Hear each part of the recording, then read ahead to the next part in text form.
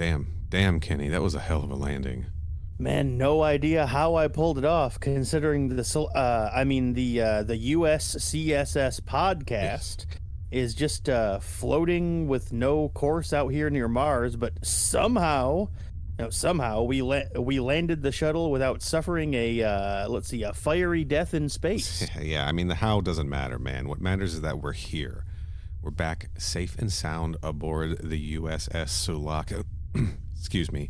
The USCSS podcast, where no fucking monsters can get us. Yeah, but looking around, doesn't it seem like someone has already been here? Yeah, you're right. There's some sort of secreted resin everywhere. And is that a puddle of milky synth blood? Man, forget the synth blood. Over there, that's definitely human blood. Oh, fuck. Yeah. Man, this place is just riddled with bullet holes, too. Somebody had a hell of a party while we were gone. Dude, shut the fuck up. Shut up. I think someone's coming. Oh, shit.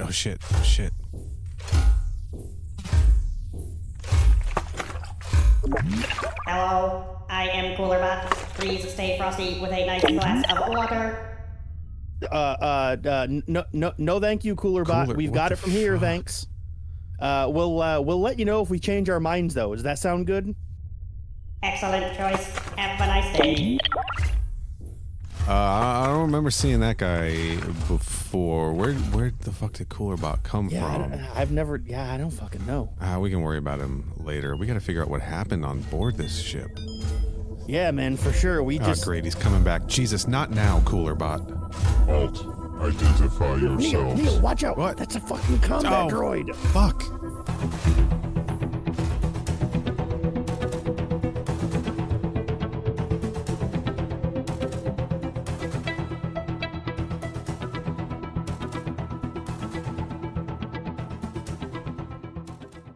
Welcome, crew, to a new episode of Crew Expendable.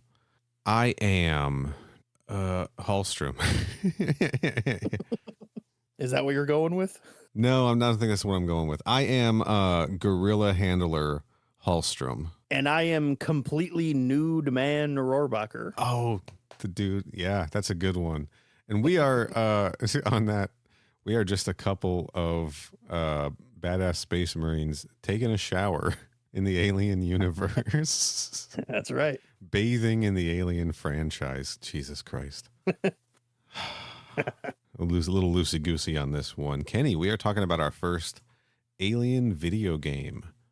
We sure are, baby. We're talking about I believe it's 2011 Nintendo DS game Aliens: Infestation. Aliens Infestation. Yeah, not only is this our first video game, we are also talking about a fairly obscure one that a lot of people probably haven't played, or will get the chance to play outside of something like emulation, because this game is very expensive. It sure is. I bought a copy of it for the DS a couple of months ago, and it cost me like $65 or $70. That's USD, baby. And that was card only, right? Card only. It didn't even come with a box. It's not like they put it in a generic one. It's like they took the card, they put it in an envelope, and then mailed it to me for like $70 plus shipping. Jesus Christ. I have a complete copy of this game that I also paid a small fortune for, but I bought the PAL version. I bought the European released Aliens Infestation. It was a little less expensive than an NTSC copy, right? Mm-hmm. Still, like, especially, complete in box, still more than you spent on card only, but I have that collector's sickness where I need boxes and manual. I need boxes for sure for things like that, and manuals if I can get them. So I spent a lot of money. Does the game even play on your DS? I thought DSs were region locked. DSs and 3DSs are not region locked. Actually, I don't think a single Nintendo portable system has been region locked, including the Switch. And just their old home consoles were. I don't exactly know why, but that's just the way they do it. Because I've got PAL copies of Switch games also that run just fine. PAL copies of Game Boy Advance games, Japanese Game Boy games. It all runs. But my copy specifically No, it didn't play.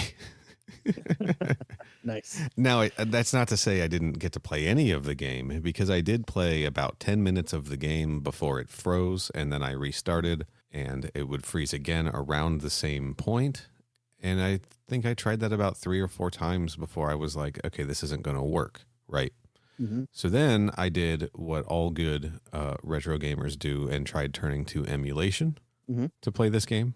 And I just didn't have a good time getting anything set up that was going to work for me. I don't have emulation options readily available to me for things like the Nintendo DS, right? I got you.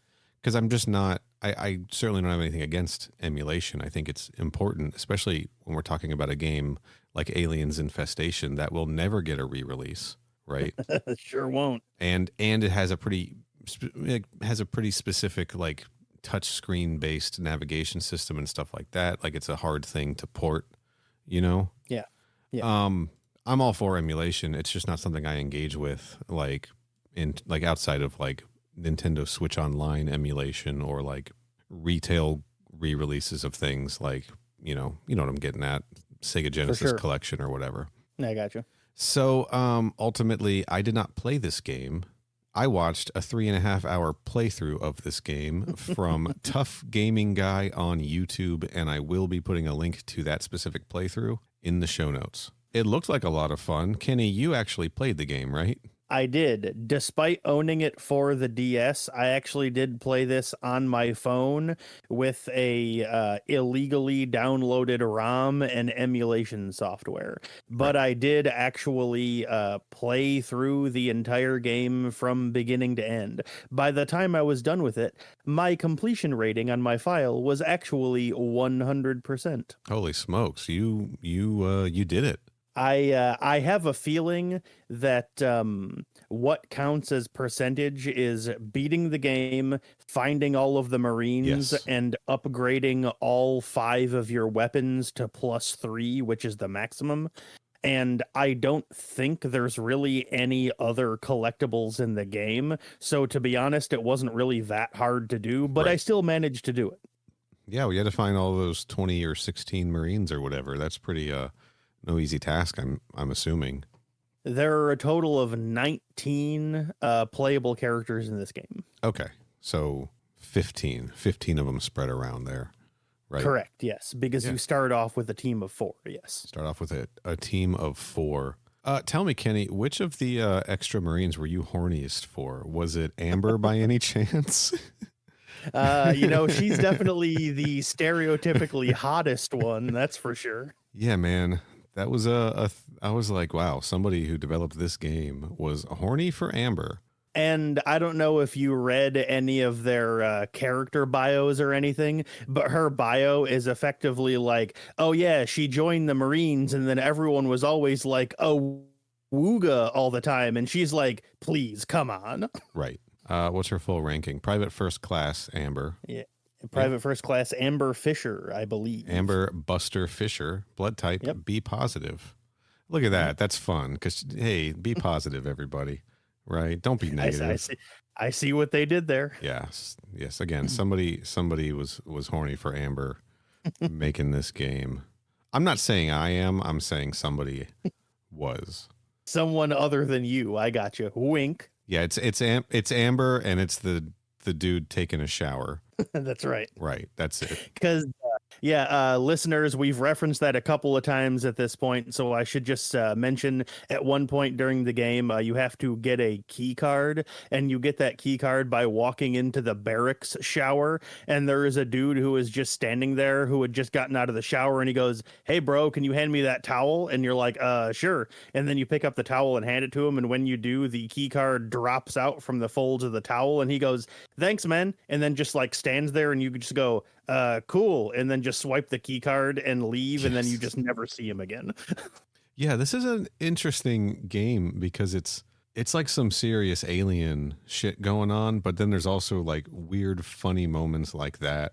And this there are strange moments of comedy interspersed out throughout the game for seemingly no real reason that I can figure out. And the character designs are pretty cartoony. Some of them are like, I don't know, that Weyland-Yutani guy looks like Leisure Suit Larry. He sure does. You are correct. But I guess before we dive into too much of that stuff, we should probably let everybody know what the whole deal with this game is. Kenny, do you have a little synopsis? Yeah, basically the gist of the game is you're playing as a member of a fire team Fox. Sure. And you are sent to go investigate what would be the word? I guess a signal that they picked up, I guess would be the best way to put it. Yep. On the recently rediscovered Sulaco, where it it suddenly drifted off and like became derelict and nobody knew where it was. Right. And then several weeks later, they found it. And so you're sent in to investigate because they're like picking up life sign readings on the ship. Mm-hmm. And so you're sent in there to investigate. And then from there, the UPP gets involved. The Union of Progressive Peoples. Something that was not in the movies, but is kind of a big deal in like the expanded universe franchise stuff. It was originally going to be a part of Alien 3 before the script got rewritten. Right. And they're involved. And it turns out they're basically doing the Weyland-Yutani thing of they have discovered xenomorphs and they're like scientifically like not engineering, what's the word? Testing, goofing around with them. Experimenting. That's the word I was trying to think of.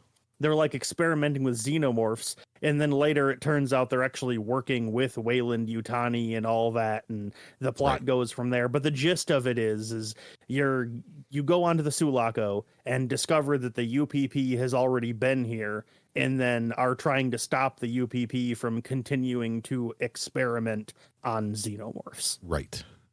Yes. Something like 18 weeks after the events of the movie Aliens is when this game right around there, picks up. Give or take, yeah. Right. So the opening crawl. This is technically also after the events of Alien 3, then, I believe. It sure is, although the events of Alien 3 are not referenced at all in this game. Right. The opening crawl starts off about 6 weeks after the events of Aliens, but then in the opening crawl, there's like a time gap where they're like 6 weeks after the events is when the ship disappeared, but then it took us a while to find the ship, and now that we have, you're going in. Right. And so, yeah, it's about 18 weeks, give or take, after the events of Aliens, yes. Yeah. And as we said, this is a 2011 game for the Nintendo DS. It's a side-scrolling shooter, Metroidvania-style game, right? Yeah, also known as an action platformer, but the genre is typically referred to as a Metroidvania. Right, yes. Where you're kind of exploring large areas, finding new items that open up access to other areas, just like big maps, right? And there's a focus on both the combat and like the exploration, and like a big part of the game is how you're going to be able to get from one point to the other, you know, and you got to find all these key cards and wrenches and shit. Yep. The game was developed by Gearbox Software and WayForward Technologies and published by Sega. This was in that era when Sega had the license for publishing all of the Alien and Aliens games, right? Which I think continued through Alien Isolation, but I want to say started with, was it Alien versus Predator for the 360, or did it start with Colonial Marines? I believe Alien vs. Predator came out before Colonial Marines did. Yes. Because Colonial Marines was 2013, this was 2011. And this game was originally going to tie into Colonial Marines, from what I understand. It was originally going to be a port of the game, right? But then when that game got canceled, this one also did. Then they put Colonial Marines back into development, and when they did that, this game became something else and turned into the thing it is now. Interesting, because Xenopedia reports that this was originally going to be a DS port of Colonial Marines, but the ordinary Wikipedia side said it was going to just be a tie-in to the PC and console Colonial Marines game. So maybe not a direct port, but like a companion game, which was pretty common at the time for the handheld version to just sort of be a tie-in versus like a downgraded port. In any case, this game looks sick, right? Like It's pretty fun. I'm not gonna lie. Yeah. I had a good time playing it. It was it's shorter than I thought it was going to be. Yeah. And like a lot of Metroidvania games, there's a lot of certain points where suddenly the difficulty spikes way up, and then afterwards goes back down to where it was before. Has a lot of really weird, hard difficulty spikes in it, like most games of the genre do. But yeah, it's pretty good. I like it. Nice. It yeah, I really wish I could have had some more hands-on experience. You know, the brief amount of it I did play seemed pretty fluid. Controls seemed nice, but again, watching an entire playthrough, the game looks really fucking good. Like for a DS game, not even just for a DS game, but for like a side-scrolling sprite shooter, right? Yeah, it looks sick. The animation is really strong, and all of the movement is fluid. The environments look really good to me. There's all these cool gimmicks. Like I think there's a part where you walk through an X-ray machine, essentially. Yep, that was dope. I know there's a part. I think it's when you're on Phobos where like the Xenomorphs are just going crazy, and you see them in the background like eating people and face hugging people and stuff. Yep, that is on Phobos. There's multiple times where you'll walk by and an alien is literally just eating a corpse, but they're like in the background and you can't interact with them. It's just part of the scenery. There is a part where you're piloting an APC and you have to fire a turret at aliens jumping at you. Yes. At one point, you unlock the knife trick mini game that they play at the beginning of Aliens. I didn't see that part in my playthrough. That's pretty sick. I might have skipped over that a little bit because I'm not gonna lie. Watching someone run around in a map, gets a little boring. Right. As a spectator, it was like, okay. You never have to play it during the game, but after you beat the second boss, you get a little thing saying that you've unlocked the mini game, but you have to like go back to the like main menu to be able to play it. Oh, that's fun. So it's a little touchscreen mini game. I loved that about DS titles. They would work in all of these little mini games you could fuck around with. In some instances, like the Mario 64 DS port, with no analog stick, the mini games were more fun to play than the main game. I just realized I forgot to mention, though, you were talking about the animation. That was actually one thing I wanted to say. Later on during the game, you, of course, find a flamethrower. Yeah. And flamethrower looks pretty sick. The animation for when you're firing that flamethrower looks so fucking good. Like the fire animation is real good, and like when you use it on a Xenomorph, like they start to like turn red and char, and they start to get all like weird and like jerky and twitchy before they finally collapse and fall over and die. And it's like the death animation for Xenomorphs when you flame them is just real good. The flamethrower looks real good. There's a couple of big monsters, like some of the bosses. Right. Their animation doesn't look great when they move, but like for the most part, like the animations are all really good. All 19 of the characters are distinct from each other. Yeah. They all have like different poses. Their armor is different colors. Like they visibly are all different people, which I thought was really cool. Yes. It's like, yeah, man, the animation and the sprite designs and the backgrounds and stuff, like this game really does just look really good for a 2011 DS game, It gave me Metal Slug vibes. Metal Slug, one of my favorite games of all time. Like, I just want to be clear, not in terms of like character design, but just in terms of like animation quality, like frames of animation, right? Everything looked very smooth. The grenade throwing was giving me major Metal Slug vibes as well. That APC scene with the rotating turret, that's just the fucking Metal Slug, right? Like Now, my understanding, you're just controlling the gun in that. You're not doing any sort of driving. You're just on rails. Correct. The APC is just driving, and you have to use the touch screen to aim the turret. Okay. But I believe the turret just fires automatically. Or I don't think it fires automatically. I think it's when you press down on the touch screen, It starts firing, and then you move it, and when you let go, it stops. I think is how it works. Gotcha. You only have to do it the once ever in the entire game, and it only lasts for like maybe a minute, so I'm not entirely sure, but I'm pretty sure I'm remembering it correctly. Yeah, but the game looks great. Yeah. The soundtrack, Kenny, did you play this on mute like you like to do with portable games for some weird reason? I sure did, so I did not hear the game at all.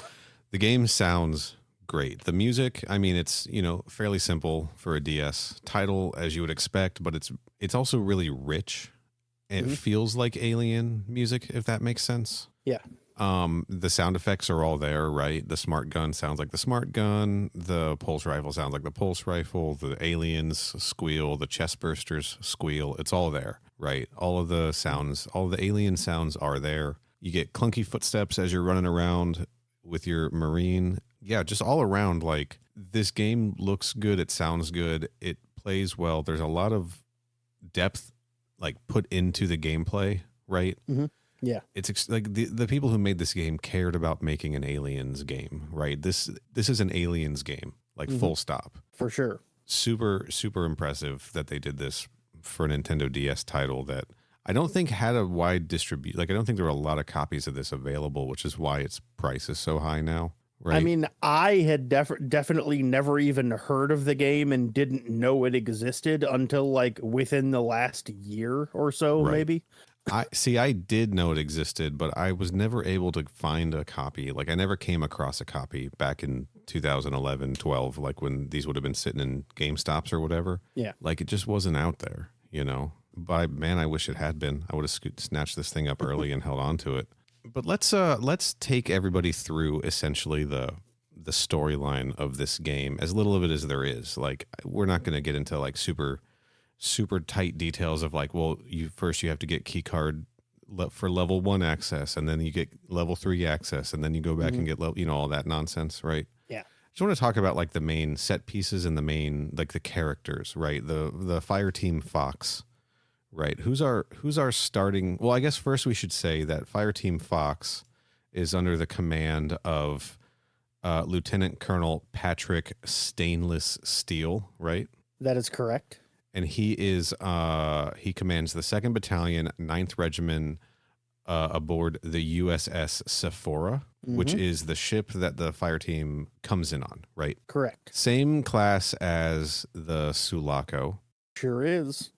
As a matter of fact, it looks basically identical. So yeah, it is is a Conestoga class troop transport ship, right? That's the designation of their ship and ours, the USCSS podcast. And the starting fire team is, let me see if I've got these picked out right. All right. There's John Cameron, right? He's a corporal. Corporal John Duke Cameron. And he's like your rough and tough like guy, just your all around Marine who's seen the shit, right? Clearly a name named after James Cameron, right?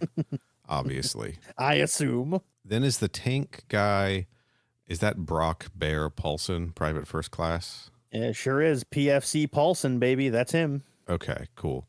Then you've got not Amber Fisher. Nope. The other two are Private Buddy Whistler. Private Buddy Whistler, he's the scrawny new guy, right? He's still green around the ears, as they say, I think. It's implied that this is like his first ever mission after joining the Marines. Buddy Brando Whistler. And the fourth one is Lance Corporal Samantha Johnston. Homewrecker. Yeah. Which is a absolutely hilarious name to give one of the only handful of women in this game. Sure. But she's the Vasquez, right? Yeah, that is exactly what she is. Yes, that is correct. I wish I could say there was more than that, but she is the Vasquez. She's the tough, no-nonsense lady with bullets all over her uniform, right? And all she wants to do is kill kill, kill, kill, right? That is correct. She literally is Vasquez with a different name. Yes, that's correct. So this is your starting team of Marines, and the way the gameplay works is if one of these characters dies, they're just dead. Yeah, that's your life system. Yep, death is permanent in this game. I mean, you can find like, health boxes that like refill your HP if you're low but not dead. But like, yeah, the way characters operate in this game is that the reason you have 19 people, well, 15 people, besides the 4 you start off with, is that once a character is dead, they're just permanently dead, and that's it, and that slot is empty unless you find one of the 15 other Marines stationed throughout the game. If you have an open slot, then they will join your party, but if all 4 of the people in your group are still alive, they refuse and stay where they are, and will just continue to be there unless you need to go get someone. Right, because the idea is there are other fire teams on this mission, not just Fire Team Fox, right? There are specifically 2 other ones. Yes. There's 3 different fire teams: Fox, who you're a part of, Delta, and Echo, and the 3 of them are all part of Charlie Squad, and that's who Patrick Steele is like the CO of. Right, stainless steel. And so the not idea to be confused is, with the steel team, of course. That's correct. But that is because early on in the game, not long after Xenomorphs are introduced, you get a message from Steel, and he's like, oh, the other 2 fire teams are also being swarmed by these creatures. Right. And the idea is that the 15 other people you find are like the remnants of the other 2 fire teams that you've come across over the course of the game. But that just means that those other fire teams were like 4 times the size of Fire Team Fox, right? Is the implication that Fox is like the elite, like the top of the line? It can't be, because there's like a new guy on the team, right? I assumed that there were more than 2 other fire teams, and we just weren't told about the other ones. So there could be, because that's the other thing. Like the 15 other Marines that you find over the course of the game, they make it clear that you're not part of they're not part of your group. They're not like auxiliary members of your fire team. They're part of other squads. But they never say what those other squads are. So I'm like, well, there's 15 people, so that means that there has to be more than 2 other squads, because like our squad is only 4 people. Sure. So, and Fire Team Elite, it's only 3 people. It's only 3 people. Yeah. So this is genuinely like a pretty rad extra life system, right? Yeah. The fact that they've given you 19 playable characters. If one dies, they're dead. You can fill their slot with another one that you come across. It's pretty rad. It's a little silly when, like, the Tough Gaming Guy playthrough that I watched, he had 0 deaths. So every time he would, discover one of these other Marines, whoever character he was playing as would be like, hey, come with me. And they'd be like, nope, can't come with you. Stay in here, but help yourself to all of my supplies. Right? And I'm like, what the fuck are you dumbasses doing? Like, get to the dropship. Why are you just hanging out in this vent? That is how they handle like having that character stay, because you already have all 4 slots on your team filled. And also, while I'm thinking about it, I should take this opportunity to say, despite the fact that you have 4 people in your fire team while you're wandering around, only one of them is on screen or playable at the time. You pick what character you play as, and then you play as that person alone by themselves. But when you get to a save point, all 4 of them are there, and you can switch which person in your 4-team group you want to play as. But again, once you leave the save room, it goes back to only being that one person by themselves. It's outrageous that you have to kill somebody off in your party just to get Amber Buster Fisher on your lineup. It is not an ideal choice. I personally, what I would have done is like, when you find someone out on the field, once, like, and have them like registered. Once you go back to a save point, you can swap them out for someone on your team. Oh, you can? Oh, that's okay. Well, no, like that. No, that's what you can't would have do that. That's what you But would have done. that's how I would have handled that. So that way they can still stay there and be like, oh, if you need me, I'll come running. But Right. if you need me, in my idea would also be if you just want to play as them instead. Then you don't have to just murder Fireteam Fox to play some of these other characters. Yeah, exactly. But I think it's cool that the game designers did this, and every single character also has their own unique dialogue when they're say talking to Stainless Steel or the shitty guy. What's his name? The guy at the end. Yeah, I mean he's kind of there. It's from like the second chapter, right? The generic company man, I believe shows up after you come back to the Sulaco for, I think, the second time, and his name ends up being Sean Davis. Sean Davis, fucking what a dork. Because I should say, the way the game is structured is you land on the Sulaco, and yes, yeah. Let's go through those. Let's go through these events. Yeah, basically you land on the Sulaco, and then you're adventuring around because you've signals have picked up a life form and you have to go find it. There's only one life form in the entire ship, and you wander around and you end up collecting the level 1 and 2 key cards, which is relevant for how the pacing of the game operates later. You get the first 2 key cards to a maximum of 6 because you can come across level 6 doors later. And as you're adventuring around, you're collecting key items, exploring the place and everything, and you eventually do find this life form that you were sent to find. It is a woman being menaced by a xenomorph, and this is when xenomorphs are introduced into the game. Yes. Prior to that, it's a lot of UPP synthetic like combat droids, right? Correct. Yes. You find a dead UPP soldier in the vents, and then Steel is like, oh, there's a UPP guy here. Watch out. They use a lot of combat droids. And then you enter the next room, and there is a combat droid there. Yes. Yeah.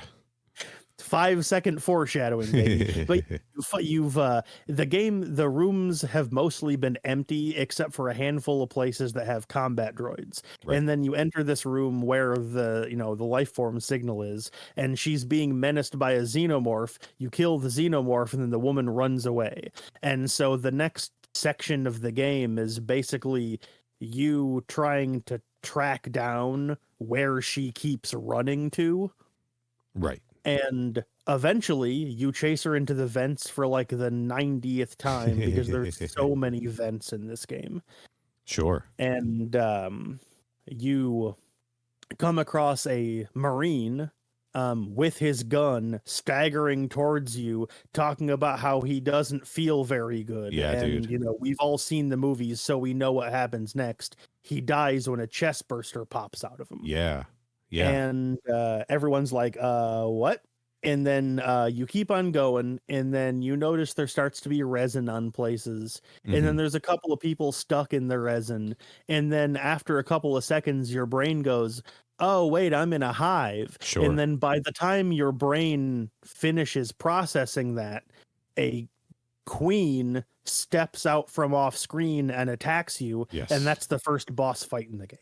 Right away they got you fighting a fucking queen, right? This is like within like the first 20 or 30 minutes, I think, of the playthrough. It's in the first section of the game. It doesn't take very long. You get there quick. And you have to fight the queen, and then you kill her, and then when you do, you walk into the next room where the woman is, the signal. And when you go and interact with her, there's some cutscenes, and then you end up back on the Sephora. The game just cuts back, and you're on the Sephora. You get a debriefing, and you find out that this woman is named Eve, and she and her squad, because they're not like soldiers, I believe they're just like, mercenaries or something. I don't remember exactly what she is, but she's not military.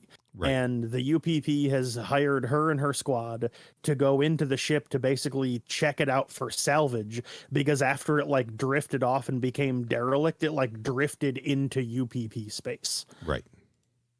And the rest of her squad gets killed, and she gets stuck on the ship, and so the UPP sends soldiers in after that, and all of them also get killed. Right. Yeah. And so I believe from here the next mission, right, is it's time to go down to the surface of LV 426, where the UPP has been trying to like harvest xenomorphs. Is that right? Basically what it is this lady, that's effectively correct. This lady Eve tells you that the reason the UPP turns out wanted her group to like investigate is because the UPP has set up like a facility on the surface of LV 426 with the intention of harvesting xenomorphs for the purposes of like scientific experimentation. Right. And so Steel is like absolutely the fuck absolutely fucking not these things, not this old game again, right? So what they do is they send your squad down to the surface of LV 426 into the UPP facility, right? Not specifically to stop them. Your job is to shut off the anti-aircraft cannons and right. destroy their radar equipment so that other squads can come in and do the actual like arresting and shutting down of the facility. And carpet bombing the facility, right? Correct, yes. Yes. And this is yeah. Again, I think we skip over largely the exploration parts, but yeah, there's a number of anti-air guns that you have to destroy with detonators, and a big satellite dish you also have to destroy, right? Yeah, this is also notably, this is the first time in the game where you fight living humans right. as enemies, because when you land on the facility, of course, there are UPP soldiers in it, and they're like, hey, wait a minute. And so you have to fight them. And this is also the spot that we referenced earlier where you meet the completely nude man where you have to hand him a towel. Right. I guess he's just like a UPP soldier, but you don't have to like fight him or anything. But yeah, like this section of the game is where you meet him. Yeah, just a naked dude. You know, and you can't see his butt, like it is blocked by like a railing or something, right? It's kind of like the opening of the Simpsons movie. And he's also facing away from the screen as well. Right. So yeah. But basically the gist of it is yeah, you have to go down there and then you come across, I believe you come across the radar first. But turns out your explosives got destroyed, and so there's a brief gameplay loop here for the radar and both of the anti-aircraft guns, where you have to adventure around through the complex until you find explosives, and then go back and use them, and then go and adventure around some more to find some more explosives to use it on the second thing, etc., etc. You all know the loop. Everybody knows the loop. Yep. Right. And then after you blow up all three of them, sorry, I'm consulting my notes. Right. After you blow up all three of them, you're told to escape. Yeah, it's and too you high. do that by correct. They can't get a drop ship down to you. And so because of that, that's where the APC section we were talking about earlier comes in, where it's like an on-rails shooter. It's like you see the APC from the side, and then aliens and facehuggers are jumping towards you just from off screen. Pouring and in. you have to aim the turret and shoot all of them out, because if they land on the APC, it takes damage. Yes. And you can only survive so much before it blows up. Right. So where does this APC take our plucky Marine, right? They sort of crash right into something fairly significant. They sure do. They end up going off course, and they crash directly into the Juggernaut from the first movie. Yes, right into the when derelict. when I say crash into it, I mean literally into, as in the scene ends with the APC. Like the APC is literally inside of the Juggernaut, and you're like walking around inside of it like they were at the beginning of the first movie. I will say, pretty fucking rad watching that APC drive swarm with aliens, and you just sort of see the Juggernaut like coming on screen in the background, right? I love that shit. Yeah, man. like as you're going along, the Juggernaut just like comes on screen in the background from the right, just as the APC drives off screen, and then it takes you a second to go, oh, wait a minute, that's the fucking Juggernaut. Yeah. And then the screen cuts and you're inside of it, and everyone that's seen the movie immediately recognizes you're in the room with the space jockey. With the pilot, you're in there. It's there in the background. You can see him. It is there in the background, but not right away, because you're in a big, huge room filled all the way to the horizon line with ovomorphs. Phobos everywhere. As you walk along, the space jockey comes into view, and you're like, oh shit, this is the derelict like from the movie. Right. And then the worst thing happens. And then something else happens right after that. That is, even though I've played this game and beaten it, this is always the first thing I think of every time I think of this game. You walk through all the ovomorphs, and then there's the space jockey. And then you keep walking, and boss fight 2 starts when the jockey Xenomorph comes up from off screen and starts to attack you. Yes. Take a look at the podcast thumbnail art if you want to see what the jockey Xeno looks like. If you don't want to do that, I don't blame you. But also, cool. if you listen to the previous episode, if you listen to the previous episode, we described what it looks like there. But to give you the gist, imagine like a 15-foot tall Xenomorph, but it's brown rather than black, and then has a really stupid looking elephant trunk hanging down from its face where its nose is. Yes, this is important. I noted earlier how impressive the animation in this game is. That elephant trunk dangles. Okay. Yeah, it like swishes and sways side to side as he walks. It moves, and I don't like it. I don't like it.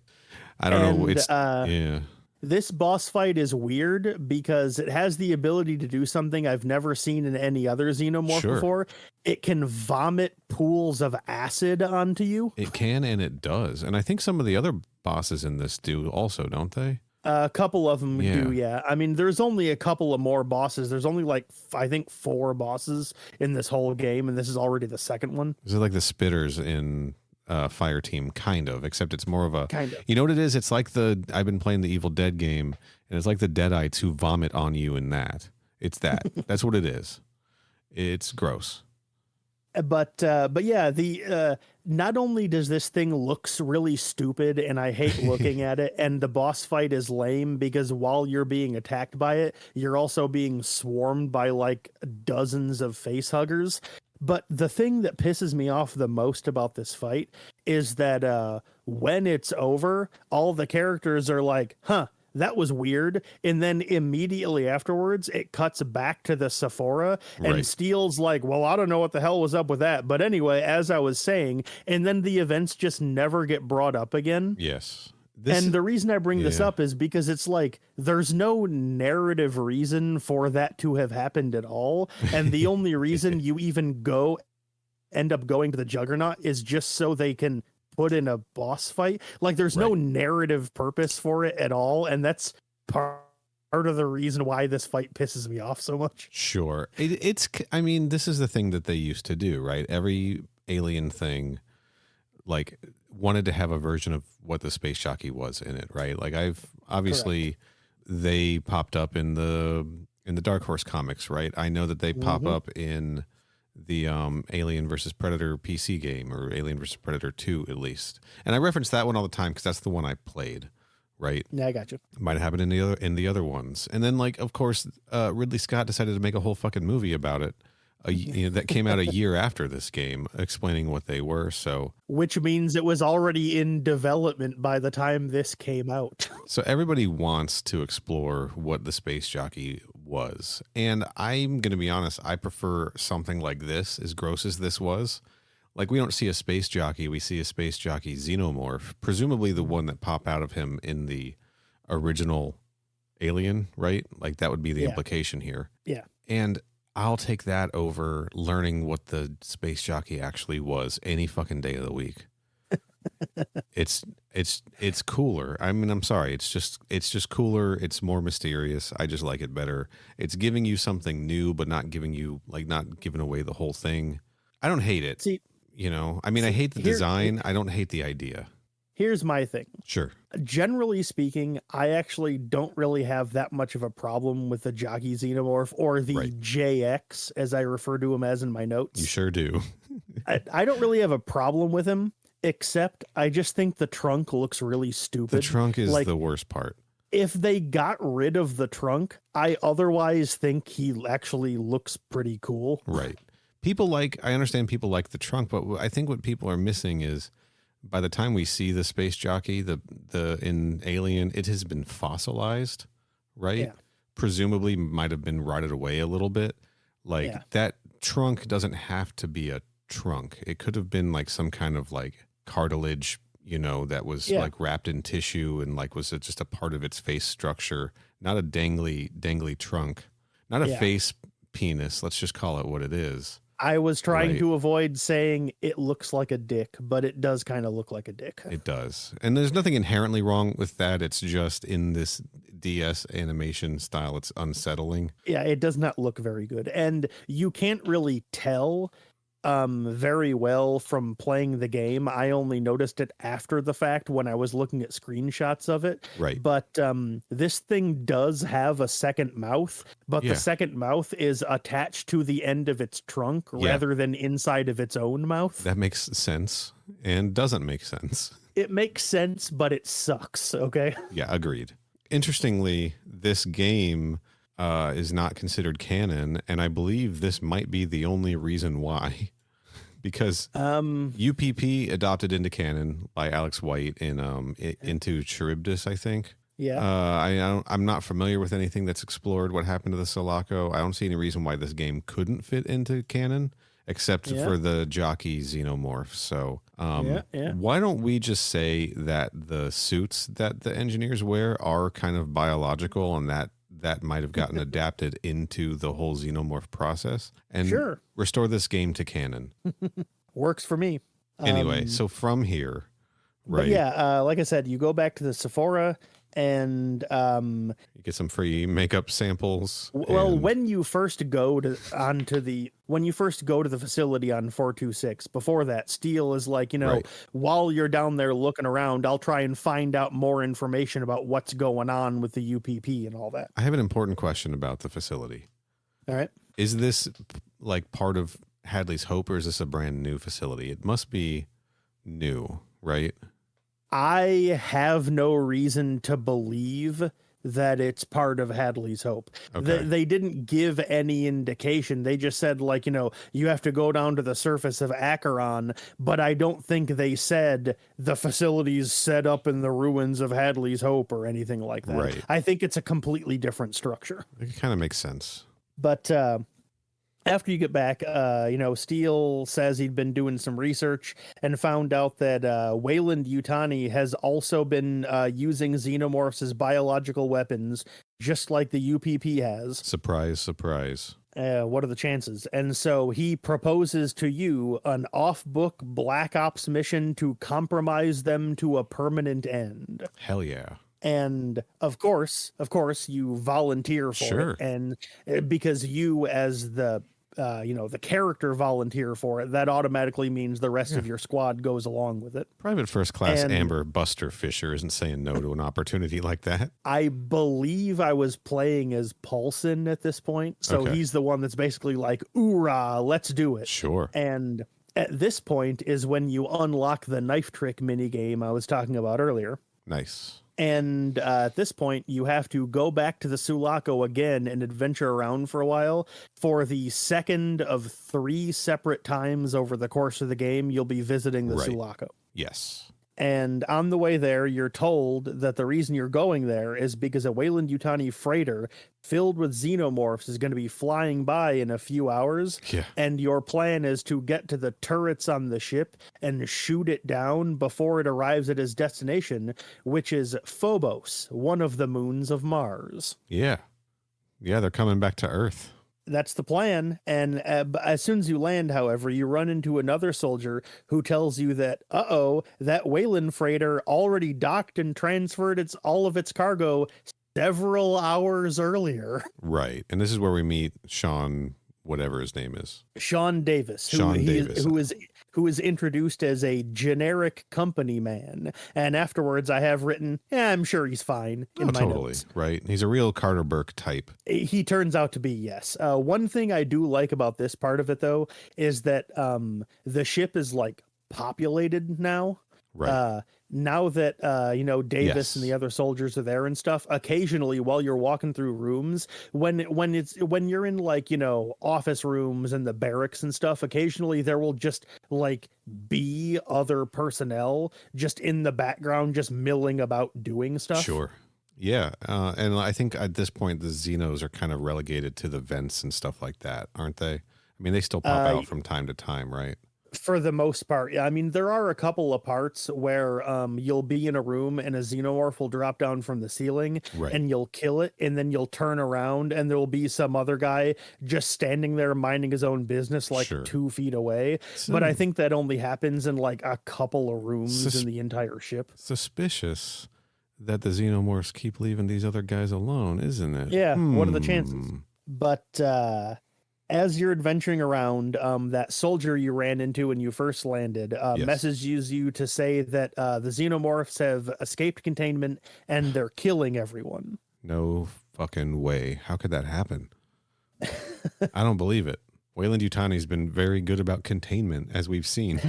They sure have. Many times. And at this point is when I noticed in my notes about how much I like the animation for the flamethrower and how the Xenos start to bake and turn red. And they jump up on the ceiling to try to get away from it too, right? Yep. So it does sort of hang on to the idea that the fire sort of drives them away.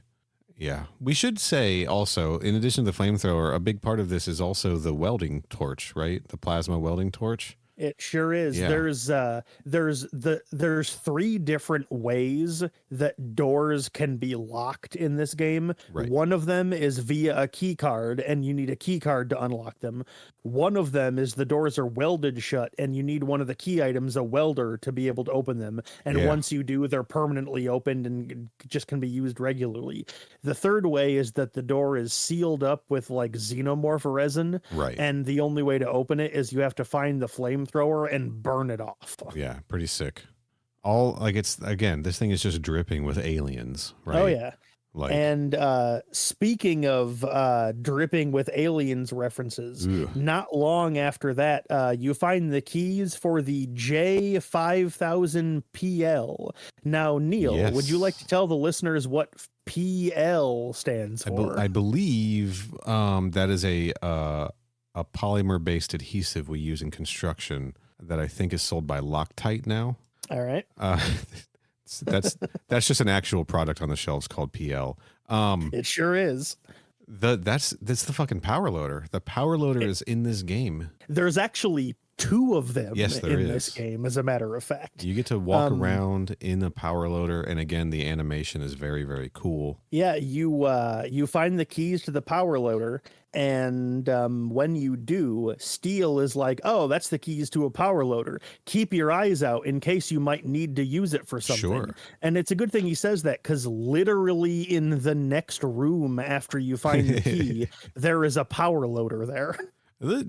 Colonel Steel just barely in front, barely in front of the ball on things. Yeah, he's just barely on the ball, baby. Yeah. And here's the thing, though. The reason why there is a power loader there is because whether you get in the power loader or not, if you keep walking into the room, there's a second fucking queen. Another queen, yeah. Queen number 2. And there's just a second one, and now you have to have another boss fight with it. Sure, a power loader boss fight against a queen. This one, though, pretty cool, but it is not. It's not a typical boss fight. No. Actually, I actually really like the way this is structured. This is one of my favorite parts of the game. Yeah. Because apparently, even though it's like the same, it's literally just a reuse of the sprite from when you fought the queen earlier. Yeah. But this one, I guess, is a lot tougher because you actually can't kill it. The only way to defeat it is you have to run around and open all of the airlock channels and then blow it out the airlock. Blow it out of the goddamn airlock. right? But like the way the boss fight's structured is that the queen is standing there trying to attack you, and you have to keep descending levels Yes. via a ladder to like activate these 6 command consoles To manually while open it's it. trying to kill you. And then when like once you activate one of them, you only have a certain limited amount of time to activate all of the others. Right. But if you manage to do it, the airlock opens up, and then she just drops out of the ship, and then that's the end of that. Yeah, they let you play the Ripley power loader fight into kicking the queen out the airlock from Aliens. They put that in the game in new context, of course, but like that's pretty. Was it fun piloting the power loader? It is. It's slow. It looks but, slow. Yeah. It kind of stomps around, and like, you know, you press the buttons and you like swing the arm up and down and smash it on something, and it is very cool, and I do like doing it. Yes. And there's a part later on in the game where you have to do it to be able to proceed. Right. Because like this fight, you're not required to use the power loader if you don't want to, but you'll probably get killed if you don't. Right. But like, since the point of the fight is not trying to kill it, it's, you know, and you'll eventually have to get out of the loader to activate all these consoles anyway, you know? Right. But, after you blow this chick out the airlock, you get a message letting you know that the Sulaco just docked with the Wayland facility on Phobos. Yeah. So the scene immediately cuts there to you already on the surface of Phobos after that. And then after some adventuring around, the first I guess the second new thing this game introduced after like the UPP, because like, is this the first time they've been in expanded universe canon? The UPP? Yeah. Yes. Okay. They originated from the Gibson script, right? Mm-hmm. Yep. And then they were in this, and this is no longer considered canon. But Alex White in, I think, Alien into Charybdis reintroduces them, and they are now a part of canon. They're in the RPG book as well. But I think that this is the first like maybe released thing that was featured the UPP. This is the first time that the UPP has been used in something that actually got released, was my point. Yes, because the Gibson thing didn't really get released officially for years after that. Yeah. Yeah. And so the reason I bring that up is because this game introduces 2 big new things to the alien mythos. One of them is the UPP. The other one is a new species of alien that is bred from earthbound gorillas. Yeah, man. I mean, I don't know that this is the first one, because I want to say there was a gorilla alien in the old toy line. There probably was, because they also had like rhinos and mantises and snakes and stuff in that line as well. 1992 Aliens Gorilla Alien, $29.99 on eBay if anybody wants that. The game officially calls them simian aliens. Okay, that is different. They're basically, imagine a xenomorph, except only about the size of a human and like hunched over and kind of like, you know, walks on its knuckles like a gorilla does. Sure. And it has like a massive upper body and arms. Yeah, man. That's basically what it looks like. Yeah, they are gross looking. And they kind of stomp around, and then when they attack, they both can bite you like normal, but they'll also wind back and just punch you really hard. It's pretty sweet. And yeah, basically, the gist of that is that like this is what the UPP and Weyland-Yutani, like this is what their experiments were.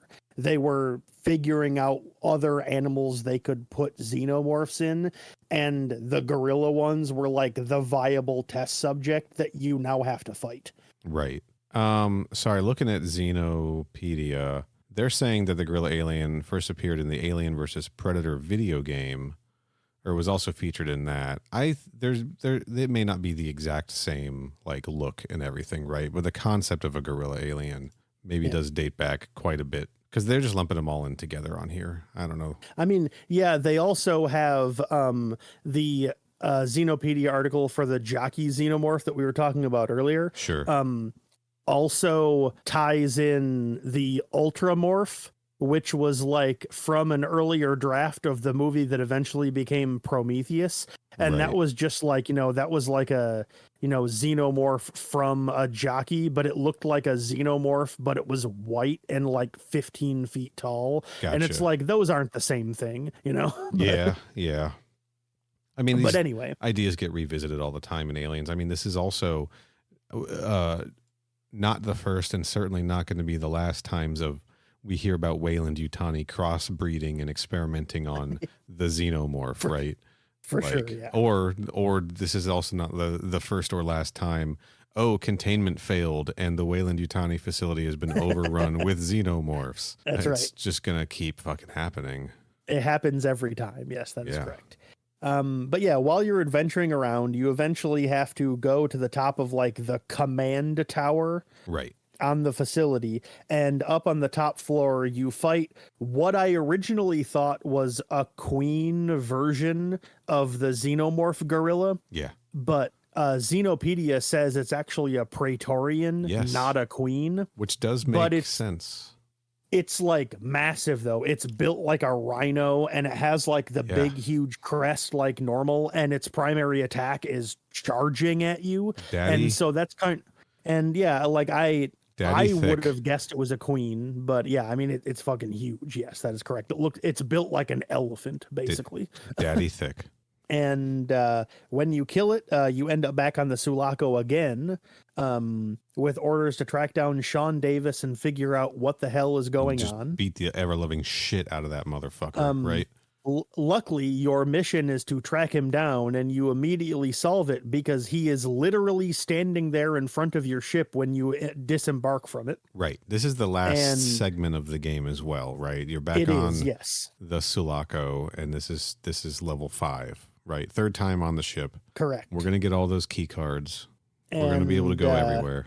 Sean Davis is there with a couple of bodyguards, and he sicks the bodyguards on you to try to kill you. Mm-hmm. But of course that fails, and he manages to escape. And then now at this point in the game, you just have to kind of chase him around for a while, Yeah. because there's one or two points where like you go to a spot on the map, and then like, oh, turns out he's not actually there and was just like reflecting his signal off of a computer console. He's Piece of actually shit. over here. Yeah. And so he does that a couple of times. And then he's also got a big reveal for us, right? He eventually does. Yeah. Okay. We're not quite there yet. That's fine. There was one or two other things I wanted to mention Okay. first. All right, let's hear it. How I mentioned that the previous time we were on the Sulaco, I like how like all those other like, personnel were just kind of milling about in the background. Oh, this is the big well- thing I was referring to.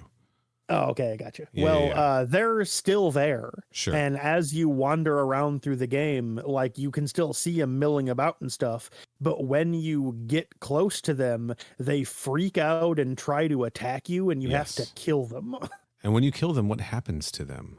They just kind of collapse, Uh-huh. but like goo spurts out of them. That's like not blood. You could call it like milky blood. You sure Right? could. Yeah, that is correct. Yeah, they were all fucking synthetics the whole time, dude. Because Yeah. he was like, "Catch me if you can." I got lots of robots on here, so now you've got synthetics to fight in addition to xenomorphs. It's not combat androids; these are synthetic humans. It's different. That is correct. Yes. right. And So while you adventuring around, I'm just saying, you get the holy shit, Ash was a robot twist in this game as well. Yep, They're yep, really packing in the alien stuff. oh, which actually reminds me, something I forgot to mention earlier. They had mentioned, let's see if I can find specifically where it was in my notes. Yeah. Oh yeah. During the debriefing between when you're on the Sulaco and when you land on 426, Mhm. during that debrief, they mentioned that they got some old data about what happened on Acheron from the Sulaco's crew droid. And Okay. I guess that's referring to Bishop, but I they guess never so. say it by name. Weird. He must have like But put anyway. something in the computer right before. Yeah, I guess. Do you think he pulled an Ash from out of the shadows and like uploaded his consciousness into the Sulaco? That would have been fun. I mean, as per what we saw in the Bloodlines comic book, he can kind of do that. Right. That's right. You're right. I forgot about because that. Bishop is very much in Bloodlines, isn't he? Bishop is a major secondary character in that comic book arc. Yes. But while we're traveling around trying to find Sean Davis and killing all these androids, we find out that the ship has been rerouted, like its course got changed, and now it is headed straight to Mars, and there is no way, there's not no way to stop it. There's one way to stop it. Neal, do you remember what that way is? We have to blow up the Sulaco. That is correct, which admittedly, especially for our purposes, is not ideal. Yeah, we might have been pulling our collars a little bit.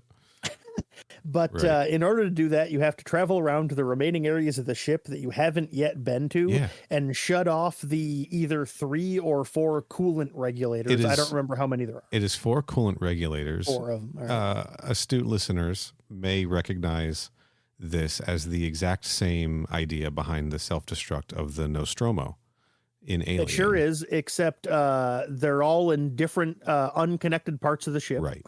Still, nice reference to Alien with this. Shut down the cooling reactors, you know? They're really packing in the moments.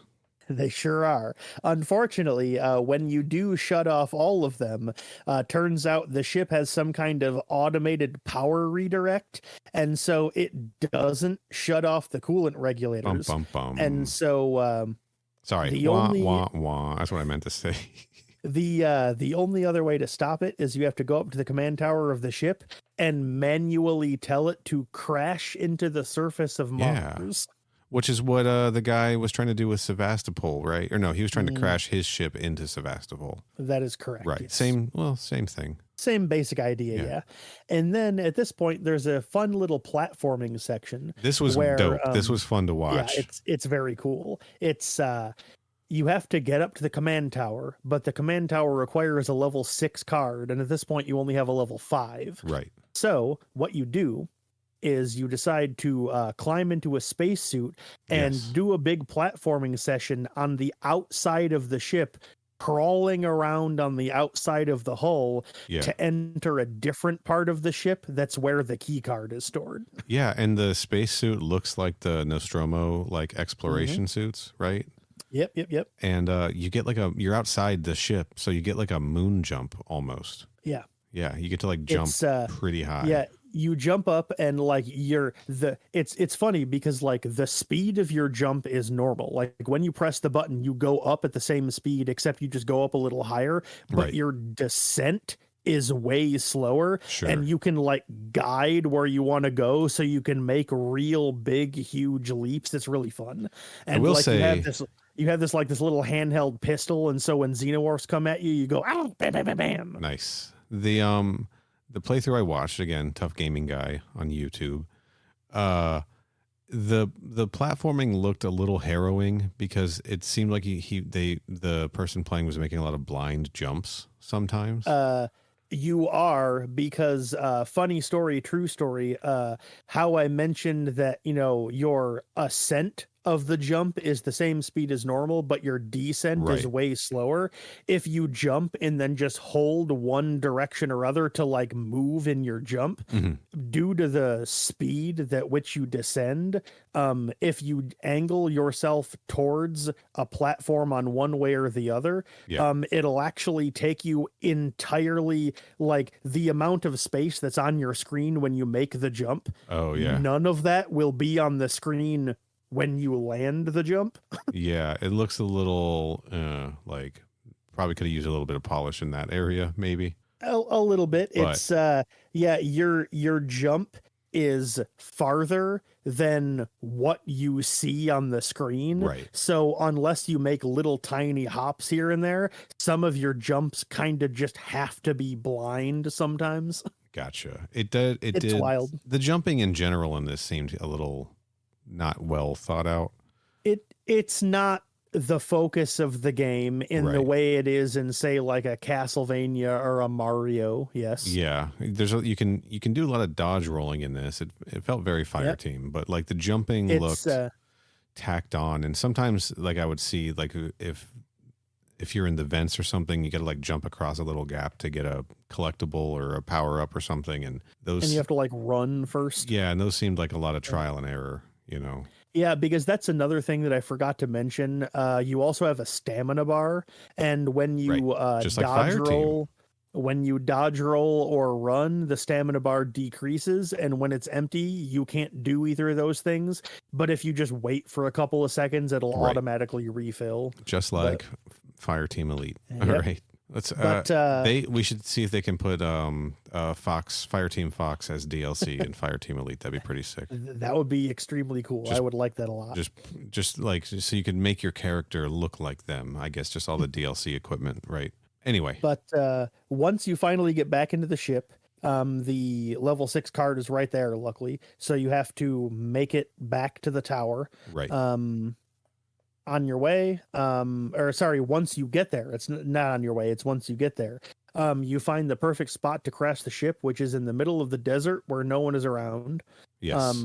Unfortunately, before you have the chance to actually do that, Sean Davis hacks into your comms and activates the ship's emergency override, which prevents you from resetting its course. So it's like still on its way to, link up with the facility. Yes. Sean Davis, by the way, just absolutely he's pulling out all the stops. He's like, oh, everyone on the ship is dead. Are the specimens okay? Like he's that guy. He's just very out there being like, I don't care about all the dead people. Are the specimens okay? He is literally, he's Carter Burke. If Carter Burke at the end of the movie was how he is for the entire movie. He's a caricature of the bad Weyland-Yutani employee. There's nothing slick or conniving about him at all. He's just like on the surface, like, oh, but my specimens. Oh yeah, the way he is at the end of the game, he's like that when you first meet him. That is correct. He is he what you see is exactly what you get with this guy. Yeah.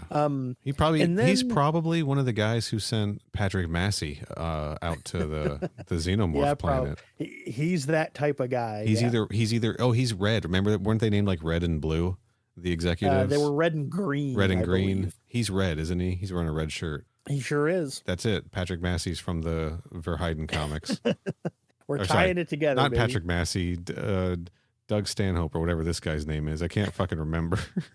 This guy's name is Sean Davis. Sean Davis is red from the Verheiden Aliens comic. We settled it. And then at this point in the game, for reasons that the game never really specifies, you have to go down into the lower cargo hold. Right. And the game doesn't tell you why. It's just Sean Davis is like, mwahaha, you're not going to be able to control the ship. And then you go, oh, okay. And then your map, like a little icon on the map pops up that says you have to go down to the hold. And the game never tells you why. I think it's, if I had to guess, I think it's because you figured out that's where he is. Because when you go down there, he's down there in person. Right. And so I think that's the reason why, like, you figured out, oh, that's where he is. So this is the end of the game. And I think it clear from the ending moments of this game, they were just done making the game at this point. That is correct. Yes. They're like, I don't know. You go to the bottom and shit happens. Who cares? You get down there and Davis is there and he gives you that standard perfect organism speech that every bad guy in an alien movie always gives. It's a weapon. We want it. There's money to be made. The UPP wants it. Weyland-Yutani wants it, etc. And then a third queen shows up. Big. But this one is real big. This queen is the size of the screen. And it shows up, and Sean Davis starts fucking shitting his pants. Literally. And he's like, "Oh, you have to save me, please. I can't get killed by this thing. You have to save me. It's your job." And you're like, "Absolutely not." And then the queen just pharyngeal jaws him to death. Yes.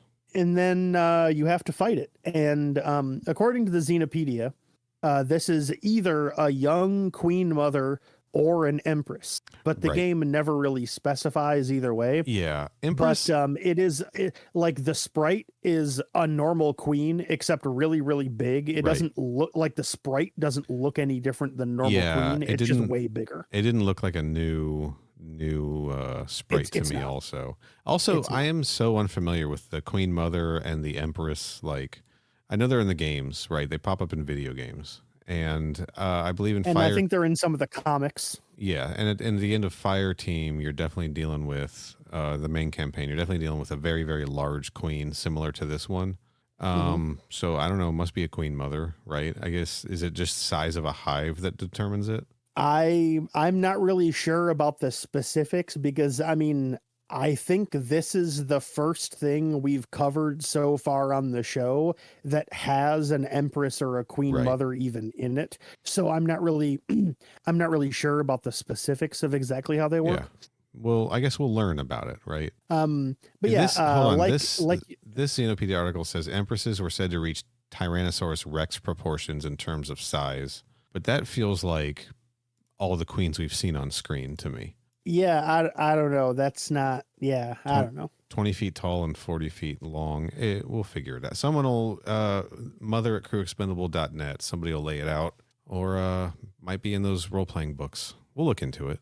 But yeah, like you mentioned, this is the 5th boss fight of the game and also the final boss fight. And this is basically how the game ends because it's a long and protracted fight on multiple levels where you have to like shoot it a whole bunch and it can summon regular xenomorphs and you have to like blow up all these barrels to kill it and all that. That was and the pretty fight, cool. Like, takes a while. It takes a while for sure. The gimmick of the barrels, the exploding barrels, was pretty cool. I will say, spoiler alert for Tough Gaming Guy's playthrough, eventually they got to a point where they were just standing on a platform and the queen mother or whatever sprite got in a position where it couldn't do any damage to them, but they could do damage to it, and they just like took it out with the machine gun. Like it was just, they like absolutely, I mean, they absolutely exploited a glitch or something, and it worked. There's, because of the way this is set up, like, you know, you got multiple levels connected with ladders, and then there are barrels next to each like level on the platform. And once a barrel blows up, it takes out that section of the platform. So you can still climb the ladders, but you can't get off the ladders and walk around. But what's wild about it is that, like, it's intended to be like, no matter where you are, the queen mother or whoever she is can like jump up and attack you. But if you blow out all the platforms except the highest one, the queen mother's jump isn't high enough to get up to where you are. Okay. So if you blow all those lower platforms out and then just stand on the top one, you can still see a little tiny section of her down in the corner. And when she jumps up, she's not able to actually hit you. So you can just kind of stand there and just fire down at her until she dies. That's how I killed her. That's how I managed to beat her. Nice. That's different than what I saw in the playthrough, but it's a similar sort of. Yeah, I didn't hit the glitch, but like the method that I did use like that, you know, of blowing out the platforms and stuff, that was entirely by accident. I did not do that on purpose. We should maybe mention, I saw, maybe you did this too. I certainly saw in the playthrough that there were ways to leave a room and come back and things would reset, so you could like refill your health by entering and exiting a room like enough times that health packs would respawn in and stuff like that. Yep. Like, if you, I don't know if it's like after you go to a save room or if you go like far enough away from a given room or whatever, right? But stuff that isn't like one and done things like upgrades, for instance, those don't reappear. Sure. But like, you know, health refills and refills. Grenade refills and stuff like that. Like if you go, I think it's if you go a certain number of rooms away and then come back, they're back again. That's interesting. But also, speaking of which, I did notice some glitches myself. There were certain situations where if it was like, I think the thing that most often did it is if I opened a door and then before going through the door, I like rolled rather than walking. If I did that in a spot where like before I was done with the roll, a xenomorph would appear. The xenomorph would jump out at me, but then glitch and freeze. Okay. And so I wasn't able to attack it, but it also wasn't able to move or attack me. So the motion sensor still indicated that there was a living enemy there, but it effectively just became part of the scenery. So I was able to just go, all right, and then walk away. And that was the end of that. Nice. And that happened like I could count on one hand the number of times in the entire game that happened, but it did happen more than once. I mean, stuff like that's definitely going to be handy in a game like this, I think. For sure. Yeah, it was real lucky, that's for sure. Yeah. But yeah, like you were saying, though, this is the end of the game. And after you kill this Empress or Queen Mother or whoever it is, Steel gets on the radio and says, you need to get to the dropship right now before the ship gets destroyed. Right. And then it cuts to a shot of the Sulaco with like pieces breaking off of it. And then it kind of starts to spin and revolve and drift away from the camera. And then it cuts to black and the credits just start. And that's just how the game ends. Credits roll. Yep. Yeah. Sean Davis is dead. My understanding of that ending was like, he wanted, like, there were more like Wayland ships or something incoming, right? And he wanted, like, Colonel Stainless Steel wanted you off the ship. And then, like, whatever Marine you were playing as, I was like, well, what about the Sulaco? And he's like, don't worry. It's been knocked off its course. It's fine now. And I'm like, and so it just kind of drifts away and that's it. Yeah. It ain't fine now, buddy. Like, there's still aliens on board. You know? Yeah. And the thing of it is the game doesn't save after you beat the boss. Okay. And there is no post game. Right. So that literally just is how the game ends. The end. Right. Yeah. The end. There are a couple other notes I still have. Like I said, the credits immediately start rolling, and folks, they put some jokes in the credits. They're funny, right? Who do they call the tyrannical oppressive leader or something? One of the people is listed as the tyrannical overlord. That's what it is. Sure. And then someone else a little bit later, their credit is listed as the Highlander. And there is also another one that I thought was a joke, because there was a producer credit for a quote Reverend J Pomegranate. Okay. Which I thought was a joke until later on in the credits. Yeah. Someone named John Pomegranate was listed as like part of the credits for sound design or something, and I was like, oh, that's a real person. I believe you're thinking of Jeff Pomegranate, who's one of the writers. I've got the developer credits here on Wikipedia. I definitely thought it said John Pomegranate, but maybe I misread it, or maybe I saw two names and blended them together. Maybe that's his brother or something. Yeah, maybe there's two of them. But yeah, like I saw Reverend J Pomegranate and I was like, oh, that's a funny name. And then I saw him credited later and I went, oh, that's a real guy. Shit. Yeah. I think we should address some of the people who made this. Mm-hmm. So I want to say that a tyrannical overlord was probably Adam Tierney, who was the director of the project. Probably. And one of the designers and one of the writers, right? Oh, nice. Brian Burleson is a producer. Adam Tierney and Cole Phillips were designers. David Wright is the programmer. Mark Gomez was the asset artist, the in-game artist, right? Adam Tierney, Cole Phillips, and Jeff Pomegranate were the writers, and the cover art for the game was done by comic book artist Chris Bachalo. I believe he also did the designs for all like 22 or whatever of the human characters in the game. Yeah, I think he also did all of the portraits. So shout out to the team who made this game. Chris Bachalo, he's worked on like X-Men, a lot of X-Men stuff, it looks like. Neil Gaiman's Death series. Oh, nice. Yeah. And he designed Amber. He sure did. But yeah, like I was saying though, there isn't a post game and it doesn't save after you beat the boss. Like after the credits are done rolling, it just goes back to the main menu. However, like I mentioned earlier, on the title screen, I saw that I was 99% complete with the game. Sure. And I got confused because I was like, well, I did everything. And so I decided to, thinking about it, I noticed in the extras menu, they have an ongoing tally of all of the Marines that you meet in the game. Sure. But one of the squares was still black. well, it was still static, rather, I should say. Right. And I was like, well, I know that's weird because, like, I know I met all 15 of the other Marines. Oh, okay. And so I reloaded and then realized that the final Marine that you meet, which also is the one that earlier on in the game was with Sean Davis when you first meet him. That soldier, turns out they live and then they become the 15th and final Marine.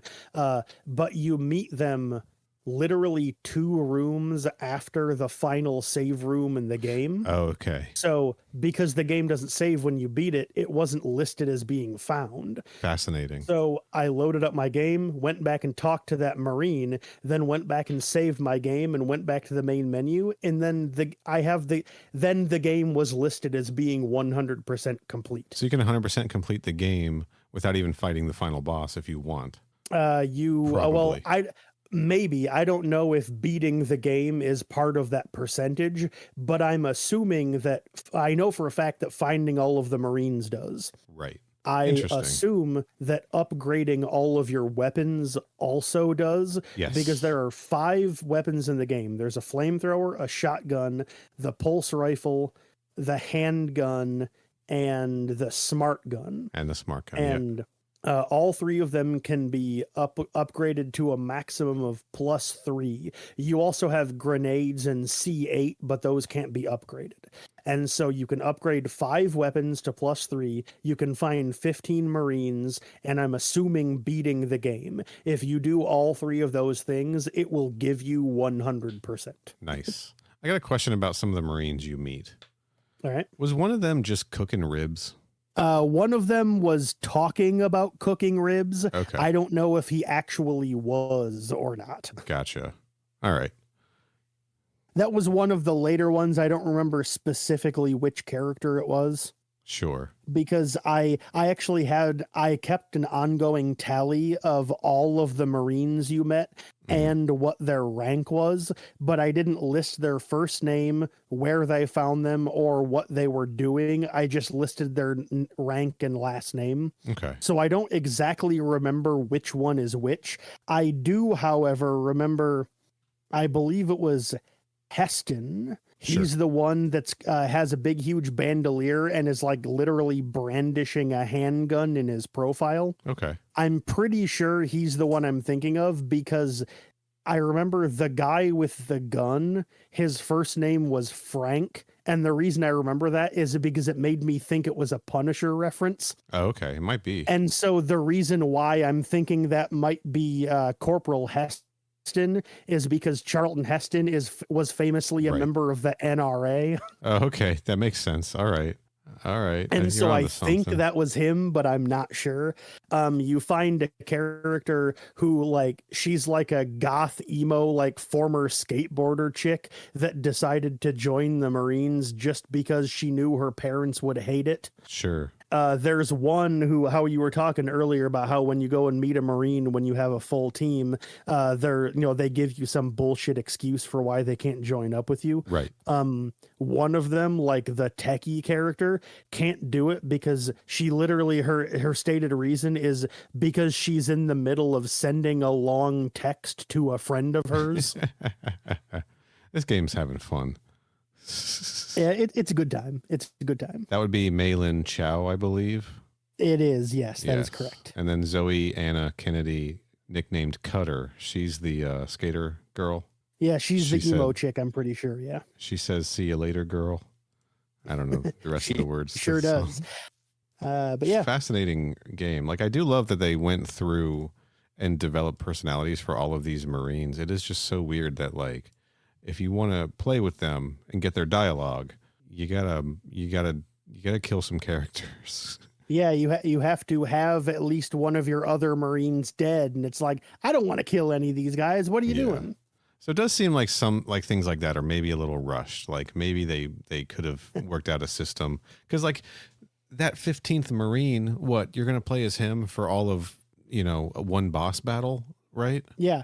Like, yeah, you meet him, like I said, literally 2 rooms after the final save point, and then you meet him, and then you go through a couple of tunnels that don't even have any enemies, and then walk through a doorway, and Sean Davis is there, and then the Queen Mother shows up and kills him. Right. Like, you get this character, like, literally, like, 45 seconds before the final boss fight. And there aren't even any other enemies to fight. And like, because he was with Sean Davis at the beginning, it would be interesting to see the dialogue he has with him at the end. And that's just not something that is going to happen, I guess, unless you keep a slot open until you get that guy. Yeah, pretty much. I think this seems like it just got a little rushed maybe at the end there. But reviews for this were pretty good. Reception was pretty strong for this game. And it's unfortunate it wasn't given like a wider release, right? Mm-hmm. Yeah. Wasn't more readily available, because this does seem like a hidden gem amongst Alien games. If I recall, I believe when we guested on that episode of the Flock podcast, I believe I listed this as my favorite Alien game. Yeah, you were digging it. Mine, of course, is Alien 3. Fireteam? Alien 3 for the Sega Master System. No, it's probably Fireteam, honestly, yeah. Yeah, I really like this game, and it's bolstered by the fact that I really like Metroidvanias a lot. Yeah. And this is one of only a handful of Alien games ever made that aren't first-person shooters. So my choices are kind of limited to begin with. Yes, yeah. And so this might have been my choice regardless. Like, regardless of whether it was good or not, this might have been my choice just by default. Luckily, I do think it is a good game. Like you said, there are parts of it that could be expanded on. It feels a little rushed, especially towards the end. Yes. There are some mechanics that I would probably change here and there. But, like, overall, I really do think this is a very fun game, and I really enjoyed playing it. Nice. We got one final very important thing to talk about. Mm-hmm. And it's something that didn't even make it into the finished game. All right. Right? We can't get out of here without talking about a little fella named Coolerbot. Our new best friend. Our new BFF. Hoping he will join the podcast. Folks, Coolerbot is something we discovered in the cut content section of the Xenopedia article on Aliens Infestation.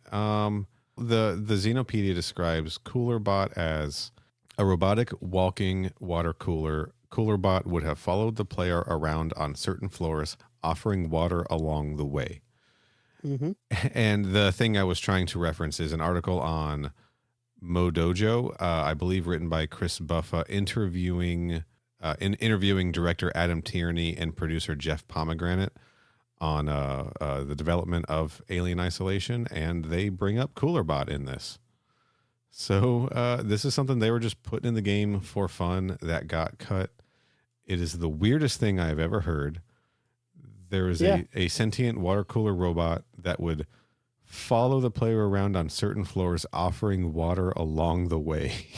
Yeah, it just kind of stomps around and, offers you water, thinking you might be thirsty. And it's just sometimes you just run into it. Well, like Neal said, it did get cut, so he doesn't appear in the game. But apparently he got cut like late in development. Yes. So he almost was in there. And yeah, he just like stomps around and you run into him sometimes. And he's like, beep boop, would you like some water? Beep boop. Yeah. And he's not really there for any real purpose, like narratively or anything. He's just a cool little robot guy that just wanders around. That's it. Okay, here's from this interview. Anything left on the cutting room floor? Okay, this is Adam Tierney. What immediately springs to mind, though, is the Coolerbot. Keep in mind, this character had nothing to do with the Aliens franchise, but it was a little bit of 11th hour madness we almost got into the game. Since the player spends a good chunk of time navigating around the Sulaco ship, where USCM soldiers live and function, we had the idea there would be a robotic walking water cooler that would follow them around, providing refreshing H2O. In the game, he would have popped up on certain floors of the Sulaco, followed the character around offering them water, and of course get hit anytime you felt like firing at him. We designed and animated the Coolerbot, but ultimately he came a bit too late to make the cut. Lame. I love that guy so much. He rules. Yeah, that's just a weird thing that they were going to put in this game. And you know what? I think it's time that we take Coolerbot under our wing and ask him to join the podcast. What do you think, Coolerbot? You want to join the podcast? Hello, my name is Coolerbot. Would you like some water? I'm going to take that as a yes. We're going to work on your language as we go. We got to teach Coolerbot some new words. Damn, this bit's so fucking stupid. Kenny. Feel free to cut that out. Not staying in. Kenny, Okay. I didn't play this game, but I want to. I have seen the gameplay, right? Obviously, I've seen everything it has to offer. It still looks like a blast to play. My question to you is, do you recommend playing this game? I think the answer is yes. I do. I do recommend it. I mean, again, though, I should clarify that it is like a Metroidvania. If people out there don't like that kind of game or don't really know what that is or whatever, they're kind of an acquired taste. Mm-hmm. So if you don't like, if you're somebody out there that knows what those are and knows that you don't like that genre of game, this will not change your mind. Okay. But I do like that genre of game. Yeah, me too. I like them a lot. And if I think about it, Alien Isolation, also kind of a Metroidvania, isn't it? It kind of is. Yeah, You do it a kind lot of of- is. That one's a lot more explicitly horror. Yeah. But you do a lot of backtracking. You do a lot of item collecting. You know, you can go back and access areas with new tech that you get. It's Metroidvania adjacent, right? It's more about the traversal than the combat, like Right. a lot of Metroidvanias are. Yeah. Yeah. But yeah, it's a good game, and I do like it, and I genuinely did have a lot of fun playing it. There were points where it felt both too long and too short. Like by the third time I was back at the Sulaco, I was like, all right, I'm kind of getting it. But then, you know, you get to the end of the game and you're like, wow, this kind of feels rushed, you know? So, Yeah.